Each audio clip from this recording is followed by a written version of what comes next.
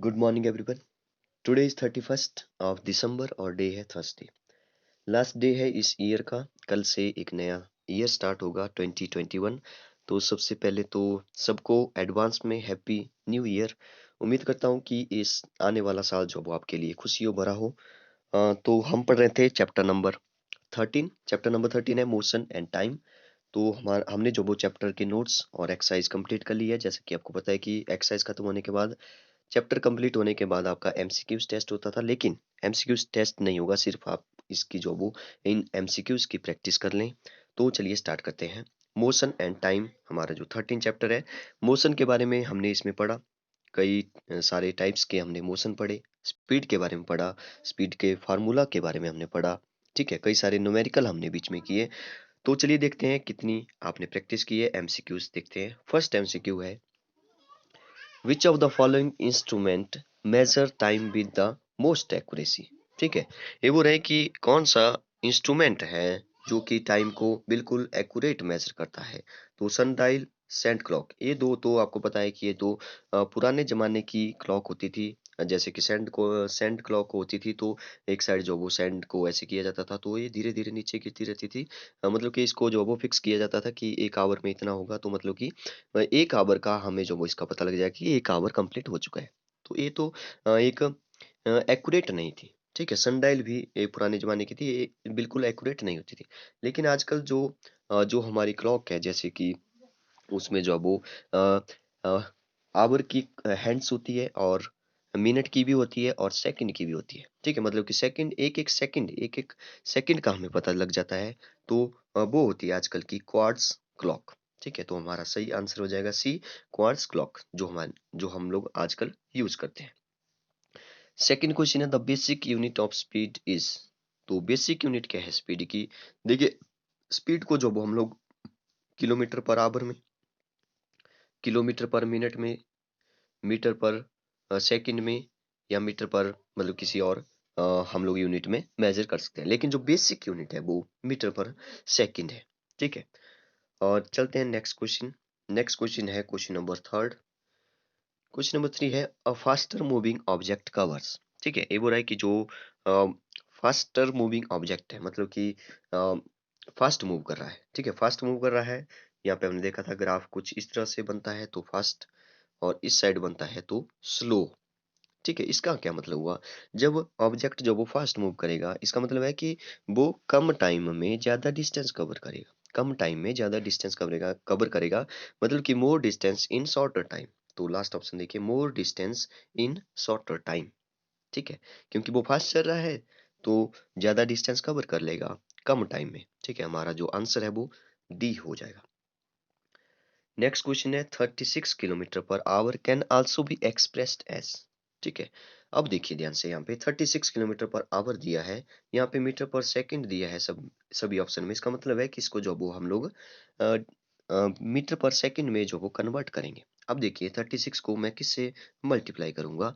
मैंने आपको बोला था कि जब किलोमीटर पर आवर से मीटर पर सेकंड में हमने चेंज करना है, तो 5/18 से या तो मल्टीप्लाई करना है या तो इसका अपोजिट करके मल्टीप्लाई करना है। ठीक है, या तो 5/18 से करिए या तो 18/5 से मल्टीप्लाई करिए। देखिए जब हमने किलोमीटर से मीटर में चेंज करना है, इसका मतलब है कि बड़े से छोटा करना है। तो हमें बड़े नंबर से डिवाइड करना पड़ेगा, मतलब कि 5/18 से डिवाइड करना पड़ेगा, अच्छा सॉरी मल्टीप्लाई करना पड़ेगा। मतलब कि 18 से डिवाइड करना पड़ेगा। 18 क्योंकि बड़ा नंबर है, इसलिए 36 को ये छोटा कर देगा, मतलब कि किलोमीटर को मीटर में चेंज कर लेगा। मैंने आपको ऐसे याद रखने के लिए बोला था। ठीक है, अगर मेरे पास जो है वो मीटर से किलोमीटर में चेंज करना है तो 18/5 से मल्टीप्लाई करूंगा, मतलब इसका अपोजिट हो जाएगा। तो 18 1 जा 18, 18 2 जा हो गया 36, 5 और 2 बच गए ऊपर, 5 2 जा होता है 10, मतलब कि आंसर हमारा आ चुका है 10 मीटर पर सेकेंड। ओके, 10 मीटर पर सेकेंड हमारा ऑप्शन है, option number A. Next question देखते हैं, क्वेश्चन नंबर 5 है, if the object moving along a straight line. देखिए, अगर आपने पूरे नोट्स, पूरी एक्सरसाइज के जो भी नोट्स हैं, पूरी वीडियोस को ध्यान से सुना है, तो आप इन क्वेश्चन को बड़े आराम से कर सकते हैं बिना बताए। ठीक है, if the if if an object moving along a straight line. ठीक है, बोल रहा है कि अगर ऑब्जेक्ट जो वो स्ट्रेट लाइन में चल रहा है, कीप्स चेंजिंग इट्स स्पीड, मतलब कि अपनी, जैसे कि चल तो स्ट्रेट लाइन में रहा है, ठीक है, स्ट्रेट लाइन में चल रहा है, जैसे कि मैं यहाँ पे खड़ा हूँ, मैं यहाँ से यहाँ पे पहुँच गया स्ट्रेट लाइन में, लेकिन ये बोल रहा है कि चेंजिंग इट्स स्पीड, यहाँ से यहाँ तक जो वो इसकी स्पीड अलग थी, जब यहाँ से यहाँ तक पहुँचा तो स्पीड इसकी अलग थी। मतलब कि वो स्ट्रेट लाइन में चल रहा है, वो ठीक है, वो अच्छी बात है, लेकिन उसकी स्पीड अलग है, इसका मतलब है कि यूनिफॉर्म नहीं है। ये जो इसकी स्पीड है वो नॉन यूनिफॉर्म है, नॉन यूनिफॉर्म है। तो इसलिए देखते हैं कौन सा ऑप्शन सही होगा। The motion is said to be uniform, नहीं यूनिफॉर्म तो नहीं है क्योंकि स्पीड जो वो कांस्टेंट नहीं है। The motion is said to be non uniform, yes, non uniform है क्योंकि कांस्टेंट नहीं है, अलग अलग है। ठीक है, तो यहाँ पे second option is right. Question number 6 देखिए, क्वेश्चन नंबर 6 है the motion that repeats itself after regular interval of time can be। अब देखिए भी काफी अच्छा क्वेश्चन है। Find the incorrect option. अब देखिए इसने बोला है कि इन 4 ऑप्शन में से इनकरेक्ट कौन सा जो है वो सही नहीं है। ठीक है, अब जो मोशन जो है वो रिपीट होते हैं after regular interval of time, वो हमने पहले चेक करने हैं। इनमें से चेक करना है कि कौन सा जो है वो रेगुलर इंटरवल ऑफ टाइम में जो है वो रिपीट नहीं होता है। तो टू एंड फ्रो मोशन, ठीक है, पेंडुलम जो होता है टू एंड फ्रो, ये नीचे वाली जो वो बॉब होती थी इसको हम मेटालिक बॉब है। ठीक है, ये जो वो ऐसे ऐसे ऐसे चलता रहेगा। ठीक है, ये जो वो रिपीट होता रहेगा, मतलब कि ये तो टू एंड फ्रो मोशन जो है वो रिपीट हो रहा है, इसका मतलब है ये तो सही है। सर्कुलर मोशन, सर्कुलर मोशन देखिए, सर्कुलर मोशन का मतलब क्या हुआ, जैसे कि हमारी अर्थ जो है वो सूरज के सन के चारों ओर घूम रही है। ठीक है, वो रिपीट हो रहा है, बार बार रिपीट हो रहा है, रिपीट हो रहा है। ठीक है, रिपीट होती जा रही है, इसका मतलब है वो भी सर्कुलर मोशन भी रिपीट होता है। ठीक है, दोनों तो रिपीट हो गए। सी देखिए, रेक्टिलिनियर मोशन। अच्छा, रेक्टिलिनियर मोशन जो वो रिपीट नहीं हो रहा। रेक्टिलिनियर का मतलब हुआ ऐसे ऐसे घूम रहा है लेकिन वो आगे आगे चल रहा है, वो फिर से जो वो आगे नहीं आ रहा है। ठीक है, वो रेक्टिलिनियर। लीनियर मतलब जो लीनियर, एक लीनियर स्पीड है उसकी। ठीक है, तो हमारा जो ऑप्शन हो जाएगा अच्छा डी को देखते हैं, पेरियोडिक मोशन। पेरियोडिक मोशन तो वही हुआ। ठीक है, एक सिंपल एक मतलब कि फिक्स्ड टाइम इंटरवल के बाद जो वो ये रिपीट होगा, तो पेरियोडिक मोशन तो बिल्कुल सही ऑप्शन है। इसने बोला था इनकरेक्ट ऑप्शन, तो रेक्टिलिनियर मोशन जो वो रिपीट नहीं होगा। ठीक है, क्योंकि ये चलता जाएगा, ठीक है, आगे चलता जाएगा, रिपीट नहीं होगा। तो रेक्टिलिनियर मोशन हमारा सही आंसर हो जाएगा। क्वेश्चन नंबर 7 देखिए, the metallic ball in a pendulum is called. अच्छा, ये तो हमने अभी बात की, तो इसको क्या बोलते हैं, बॉब बोलते हैं। ठीक है, जो मेटालिक बॉब लगी होती है, जैसे कि जो पेंडुलम होता है यहाँ पे नीचे ऐसे ऐसे यहाँ जाएगी यहाँ जाएगी, तो इसको बोलते हैं मेटालिक बॉल, और इसका नाम है Bob, B Bob. Question number 8 देखिए, which of the following relation is correct. तो स्पीड का फार्मूला आना चाहिए क्योंकि स्पीड ही है सभी ऑप्शन में। तो मैंने आपको ट्राइंगल से बताया था, ट्राइंगल में आपको पता होना चाहिए, एक यहाँ पे डी था और यहाँ पे जो है वो एस था और यहाँ पे टी था। तो स्पीड हो जाएगी डिस्टेंस अपॉन टाइम, स्पीड हो जाएगी डिस्टेंस अपॉन टाइम। तो देखिए डिस्टेंस अपॉन, अच्छा डिस्टेंस अपॉन टाइम का क्या मतलब है, क्योंकि यहाँ पे डिवाइड में दे रखा है। डिस्टेंस अपॉन टाइम का मतलब है कि डिस्टेंस को जो है वो टाइम डिवाइड कर रहा है, डिस्टेंस डिवाइडेड बाई टाइम। अगर मैं डिस्टेंस अपॉन टाइम बोलता हूँ या डिस्टेंस डिवाइडेड बाई टाइम बोलता हूँ या डिस्टेंस बाय टाइम बोलता हूँ तो कोई प्रॉब्लम नहीं होगी। डिस्टेंस डिवाइडेड बाय टाइम का ही मतलब है डिस्टेंस अपॉन टाइम। तो डिस्टेंस डिवाइडेड बाय टाइम इसका सही ऑप्शन हो जाएगा। नेक्स्ट क्वेश्चन देखते हैं, क्वेश्चन नंबर 9। टोटल यहाँ पे 9 क्वेश्चन है, सॉरी 10 क्वेश्चन है। ठीक है, इनके आंसर भी लास्ट में दे रखे हैं तो इनको आप अच्छे से चेक कर लें।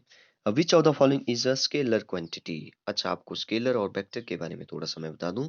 स्केलर और वेक्टर, स्केलर का मतलब होता है जिसकी कोई डायरेक्शन ना हो, डायरेक्शन ना दी हो। जैसे कि डिस्टेंस है, डिस्टेंस मैं बोल रहा हूँ कि 5 मीटर की डिस्टेंस है, 5 मीटर की डिस्टेंस है। अब यहाँ पे तो मैं डायरेक्शन नहीं बताऊंगा कि 5 मीटर डिस्टेंस है, तो किस साइड है डिस्टेंस मैं नहीं बता रहा हूँ। मतलब कि ये जो डिस्टेंस है वो उसमें जो वो वेक्टर नहीं आ रहा है। अच्छा, वेक्टर को क्या बोलते हैं, वेक्टर को, वेक्टर का जो सिंबल है वो कुछ इस तरह से है, और स्केलर में जो वो उसमें मैग्नीट्यूड ही होगा। ठीक है, आगे वाली क्लासेस में जब आप जाओगे तो अच्छे से इसको जो वो डिटेल में समझोगे। फिलहाल आप इतना याद रखिए कि स्केलर में जो वो डायरेक्शन नहीं होती है, वेक्टर में डायरेक्शन भी होती है। ठीक है, और स्केलर और वेक्टर दोनों में मैग्नीट्यूड तो होता है लेकिन डायरेक्शन जो वो वेक्टर में ही होती है। तो डिस्टेंस जो वो एक स्केलर क्वांटिटी है। देखिए डिस्प्लेसमेंट एक वेक्टर क्वांटिटी है, वेलोसिटी भी एक वेक्टर क्वांटिटी है। फोर्स, जैसे कि फोर्स का एक एग्जांपल से आप समझाओगे शायद। जैसे कि मैं बोल रहा हूँ, जैसे यहाँ पे एक लड़का है, मैं यहाँ पे खड़ा हूँ, मैंने इसको थोड़ा सा फोर्स किया, मतलब कि मैंने इसको क्या किया, मैंने इसको पुश किया या पुल किया, ठीक है, कुछ भी किया मैंने इसको, तो मैं बोलूँगा कि ये जो फ़ोर्स मैंने लगाई इसको, तो मैंने इसको धक्का मारा, ठीक है? मैंने इसको धक्का मारा या पुश या पुल जो भी किया मैंने इसको, तो मैंने किस डायरेक्शन को किया? इस साइड को किया या इस साइड को? मतलब कि फ़ोर्स जो वो डायरेक्शन भी बताना पड़ेगा हमें, तो फ़ोर्स एक वेक्टर क्वांटिटी हुई, ठीक है? स्केलर जिसमें कि हमें डायरेक्शन की ज़रूरत नहीं है। ठीक है? जैसे कि एक और एग्ज़ाम्पल से समझते हैं, जैसे कि मैं बोल रहा हूँ मुझे 2 मैं किसी शॉप में चला गया, मैं मुझे चाहिए 2 केजी चीनी, ठीक है? चीनी चाहिए मुझे, अच्छा चीनी, शुगर, SUGER, ठीक है? शुगर चाहिए 2 केजी। अब यहाँ पे तो डायरेक्शन की ज़रूरत नहीं है, मैं ऐसे थोड़ी ना बोलूँगा कि 2 केजी चीनी चाहिए मुझे इस डायरेक्शन में, नहीं, ऐसे नहीं बोलूँगा मैं। तो इसका मतलब ये हुआ कि ये जो किलोग्राम है, ठीक है? ये जो वेट है, ठीक है? वेट या वॉल्यूम मतलब कि ये जो है वो स्केलर क्वांटिटी है, इसमें जो है वो डायरेक्शन की ज़रूरत नहीं है, ठीक है? तो आई होप कि आप समझ रहे होंगे स्केलर और वेक्टर में डिफरेंस। तो डिस्टेंस यहाँ पे हमारा सही आंसर हो जाएगा। चलते हैं लास्ट क्वेश्चन पर। The meter that is used to measure the distance moved by the vehicle is known as. ये भी काफ़ी अच्छा क्वेश्चन है। The meter that is use to measure, ठीक है, मीटर है जो यूज होता है क्या मेजर करने के लिए? Distance moved by the vehicle, ठीक है। अब देखिए आपकी बाइक में या आपके गाड़ी में जो वो एक आगे जो वो लगा होता है, ठीक है, मीटर लगा होता है। उस मीटर में एक मीटर होता है जिसमें कि स्पीड बताई जाती है, जैसे कि 20 हुई तो 40 फिर ऐसे बढ़ता जाएगा। एक मीटर और होता है जिसमें कि ऐसे लिखा होता है 2 4 5 6 ऐसे, मतलब कि उसमें किलोमीटर बताए होंगे कि किलोमीटर कितना मीटर वो चल रहा है, ठीक है, वो बताया होता है। तो जो मीटर बताएगा कि कितना किलोमीटर कितना डिस्टेंस जो उसने मूव किया उसको बोलते हैं ऑडोमीटर। ऑडोमीटर। और जो स्पीड बता रहा है वो उसको बोलते हैं स्पीडोमीटर, ठीक है। तो क्वेश्चन में पूछा गया है कि डिस्टेंस मूव्ड बाय व्हीकल, तो डिस्टेंस को कौन बताएगा? ऑडोमीटर इसका सही आंसर हो जाएगा। स्पीडोमीटर स्पीड बताएगा। अच्छा, क्रोनोमीटर क्या होता है? क्रोनोमीटर होता है जैसे कि एक ऐप होती है, उसमें जो वो कैलोरी या आपकी डाइट को जो वो कैलकुलेट किया जाता है, ठीक है। एमीटर क्या होता है? एमीटर जो वो एसी और डीसी को मेजर करता है, एसी और डीसी को, एसी अल्टरनेट करंट और डीसी डायरेक्ट करंट को मेजर करता है।